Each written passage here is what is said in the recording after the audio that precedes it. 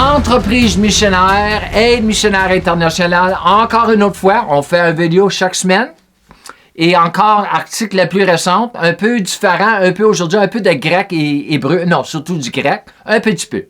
OK, alors nous recommençons avec 1 Corinthiens 15, 10. Un de mes versets favoris concernant l'apôtre Paul a travaillé plus que tous les autres apôtres réunis à cause de la grâce de Dieu et parce qu'il ne prenait pas la grâce de Dieu en vain. OK? Ensuite, nous rentrons dans Jean 6, 29. Nous allons regarder à cela après. Je vais lire les versets. Jean 6, 29 est un verset très intéressant que j'ai découvert il y a quelques années lorsque j'ai commencé à étudier le message de la foi que le Seigneur m'a enseigné et non celui du mouvement Parole de la foi. OK? Comme nous le savons tous maintenant, la foi est un nom. Le mot foi, j'ai la foi, c'est un nom. OK? Mais, tandis que croire, je crois, c'est un verbe, c'est une action, c'est quelque chose qu'on fait. OK? Il y a une œuvre à croire. Une action, quelque chose que l'on fait. Plus que je marche par la foi et plus que je crois ce que Dieu croit, plus que je vois Dieu à l'œuvre, car la foi est la seule loi qui permet à Dieu d'agir pour sauver, guérir, délivrer et subvenir aux besoins d'un être humain. C'est la seule chose, parce que Dieu l'a déjà fait à la croix, positionnellement. OK? Et bien plus encore. La foi est le seul moyen dont dispose Dieu pour agir selon ses œuvres. Car il a déjà tout accompli par la grâce, par grâce. Dieu est l'artisan de sa parole. Oui, il est l'artisan de sa parole et de sa promesse. Et nous sommes appelés à croire ce que Dieu nous a promis, croire sa parole. Oui, nous sommes les croyants. On s'appelle des croyants. Il y a beaucoup de croyants qui ne croient pas beaucoup. Comme je l'ai dit, croire est une action. OK? Il faut comprendre tout cela. OK? Alors, lisons les 3 versets ici. Alors, le titre de l'enseignement sur ma chaîne YouTube va être « Encadrer votre monde ». Encadrer votre monde. Premier verset que j'ai mentionné, c'est 1 Corinthiens 15, 10. « Mais c'est par la grâce de Dieu que je suis ce que je suis. Et sa grâce envers moi n'a pas été vaine. » Ah, en blanc dit, il y a d'autres qui n'ont pas pris la grâce de Dieu autant aussi sérieux que Paul l'a pris. Yeah. Au contraire, j'ai travaillé plus que tous. Que tous les autres apôtres. OK? Non pas par moi-même, mais par la grâce de Dieu qui était avec moi. Alors, tous les autres apôtres, ils avaient accès à la grâce de Dieu, mais Paul a pris la grâce de Dieu. Il a couru avec la grâce de Dieu. Yeah. Mais c'était à eux autres aussi. Ça leur appartenait. Jean 6, 29. J'aime ce verset ici. Ça m'a vraiment aidé des années passées. Jésus leur répondit. Voici l'œuvre que Dieu vous demande, croire en celui qu'il a envoyé. Alors, croire, c'est une œuvre. OK? Alors, il y a un petit débat. Des fois, c'est un grand débat dans l'Église où ils disent que nous sommes sauvés par la foi et sans les œuvres. Mais c'est vrai d'une manière parce que tu ne peux pas être sauvé par tes bonnes œuvres. Impossible. OK? Parce que Jésus a déjà fait tout ce qu'il faut faire pour nous sauver à la croix. OK? Alors, mais, croire, c'est une œuvre. Quand je crois en Dieu, quand je crois ce que Dieu m'a promis, pour lui, c'est une œuvre. C'est l'œuvre qu'il cherche, croire. C'est pourquoi le mot « croire » est partout dans le Nouveau Testament. OK? Surtout le chapitre 11 de Hébreu, concernant tout ce qu'ils ont pu accomplir dans l'Ancien Testament par la foi. Et nous allons regarder un peu à cela. OK? Alors, croire, c'est une œuvre. C'est pas une œuvre qu'on fait quelque chose, mais c'est une action. Du cœur. OK? Parce qu'on croit avec notre cœur. All right.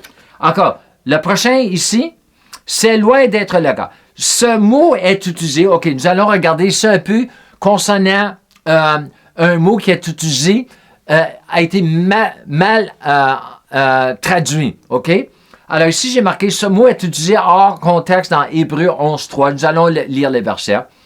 L'ancienne version amplifiée le corrige, mais la plupart des autres traductions évergentes, y compris la plus récente de l'Amplified, la traduisent par le mot « univers ». Alors, il y a des versets dans le Nouveau Testament, c'est pas seulement avec ce mot-là, il y a des versets où ils utilisent le mot « univers », mais ça n'a rien à faire avec l'univers, on va dire le ciel et la terre, ça a à faire avec l'âge, pas l'âge, notre âge charnel, mais l'âge, the ages, les époques, les dispensations sur la terre. OK? L'affirmation selon laquelle il faudrait amplifier le récit de la Genèse est erronée et fausse. Alors, quand nous regardons certains versets qui ont référence à l'univers, mais ce n'est pas l'univers, parce que c'est le mot différent grec, eux autres, ils disent que ça référence à Genèse, la création de l'univers. Et non, nous allons regarder cela. Il faut lire le contexte. Le chapitre sur la foi et tout ce que les saints de l'Ancien Testament ont accompli par la foi. Le même mot est utilisé dans Romains 12, 2. Le mot grec pour univers, c'est cosmos. OK? C'est cosmos. OK? Nous avons le mot cosmopolitan ou cosmetics. Qu'est-ce qu'ils les femmes qui se barbouillent la face avec du lipstick et tout ça, c'est là. Yeah. Mais et le mot grec dans Hébreu 1, 2 est éons et pas univers. OK? Alors, c'est le même mot dans Hébreu 11, 3. Nous allons regarder ce verset. Et Romains 12, 2 et non cosmos. Alors, retenez cela. Nous avons le mot cosmos, nous avons le mot éons dans le grec. Alors, regardons Hébreu 11, 3. Ça, c'est un de mes versets favoris concernant la foi. Et c'est par la foi que nous comprenons que les mondes pluriels au cours des siècles successifs, beaucoup de traductions, ils ont mis le mot univers. Ça n'a rien à faire avec l'univers. Rien, ça a à faire avec les œuvres que Dieu a pu faire à travers la foi des saints dans l'Ancien Testament qui a encadré leur monde. Et ça, c'est le titre de l'enseignement pour ma chaîne YouTube.